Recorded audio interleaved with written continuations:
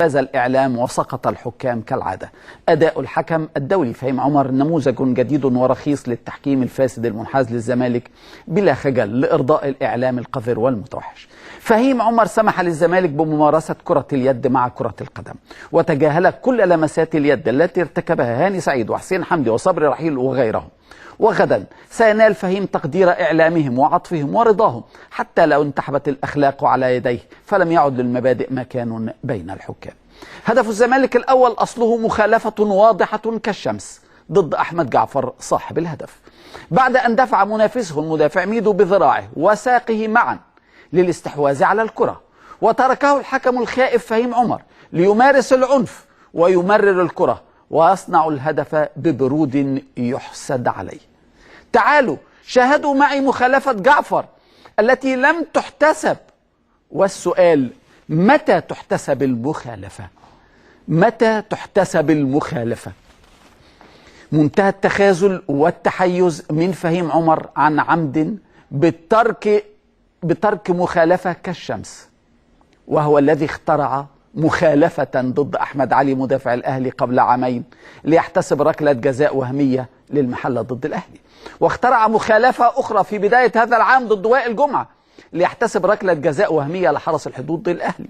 يومها قال فهيم بسذاجة أن وائل دفع المهاجم ببطنه، واليوم يتغاضى عن مخالفة يراها الغائب يراها الغائب، وقارنوها بالمخالفة التي احتسبها فهيم عمر للزمالك ضد أحمد شكري في وسط الملعب لصالح صبري رحيل، وهي اللعبة التي اعتقد كل المذيعين في كل القنوات أنها محتسبة لصالح تليفونات بني سويف وليس للزمالك، وفوجئوا كما فوجئنا أنها لصالح صبري رحيل باللمسة.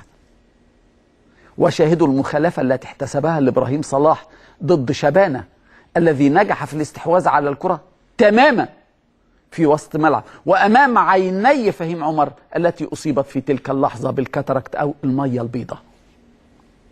المصيبة إن فهيم عمر كشف نفسه عندما احتسب ضد الزمالك، ركزوا، ضد الزمالك وضد ميدو في نهاية اللقاء مخالفة مشابهة لمخالفة فاروق أحمد جعفر، لكن أتفه وأخف 1000 مرة من مخالفة أحمد جعفر احتسبها هذه المرة. الفارق هذه المرة إن الزمالك كان متقدما 2-0 والمباراة خلصت. سبحان الله، نفس المخالفة على نفس الفريق في نفس المباراة مع نفس الحكم. طب الفارق؟ النتيجة. كاد الزمالك مع فهيم عمر أن يسجل الهدف الثاني من لمسة يد صارخة ضد حسين حمدي. غريبة، بعيد بقى عن الزمالك، هو ممنوع لمسات اليد على حسين حمدي في منطقة الجزاء. فاكرين ركلة الجزاء اللي ما حسبهاش ياسر محمود لنادي الزمالك الموسم الماضي ضد حسين حمدي لما كان بيلعب في مصر المقاصة؟ هذه المرة لمسة يد ضد حسين حمدي لم تمر بهدوء، احتسبها فهيم عمر، لكن احتسبها ايه؟ ركلة حرة غير مباشرة ضد بني سويف في منطقة جزائه. بصوا الراجل رايح بايده ازاي، بص، يعني مين ما يشوفهاش بايده؟ مين في الدنيا ما يشوفهاش بايده؟ لكن يبدو ان فهيم عمر ممنوع النهارده من احتساب لمسات اليد على الزمالك.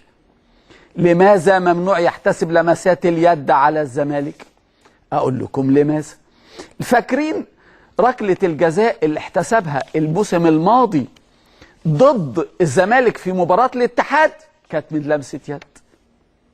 شايل من يوميها الإعلام شايله.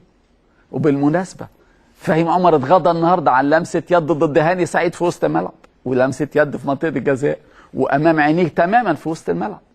قانون جديد. وتغاضى لرابع مرة عن لمسة يد من صلاح سليمان في الدقيقة 75.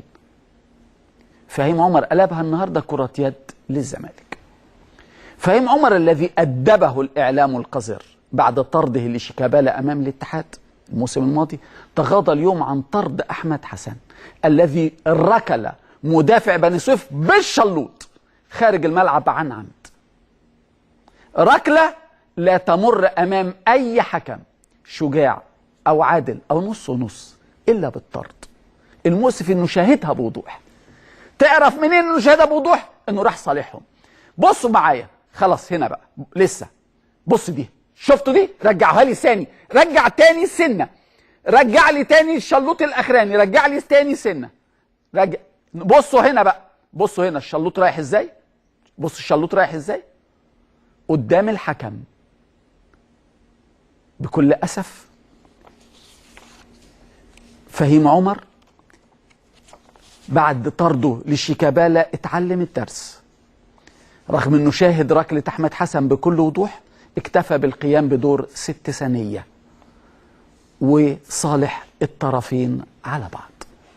ما شاء الله ما شاء الله، صالح احمد حسن على ضحيته. وكرر فهيم لتاني مرة نفس الامر مع ابراهيم صلاح في مخالفة اخرى واكتفى بتحذيره، وكررها لثالث مرة مع صبري رحيل وصالحه مع ميدو، بينما انظر لاعب بني سويف لأتفه سبب مع شيكابالا. فهيم عمر اتغاضى في بداية المباراة عن ركلة جزاء لبني سويف من لمسة يد لهاني. بص 6 ثانية بالظبط، 6 ثانية. بص حاطط ايده فين، ما يقدرش يحط ايده كده، ما يقدرش يحط ايده كده على اي لعيب في العالم، لكن هو مطمن.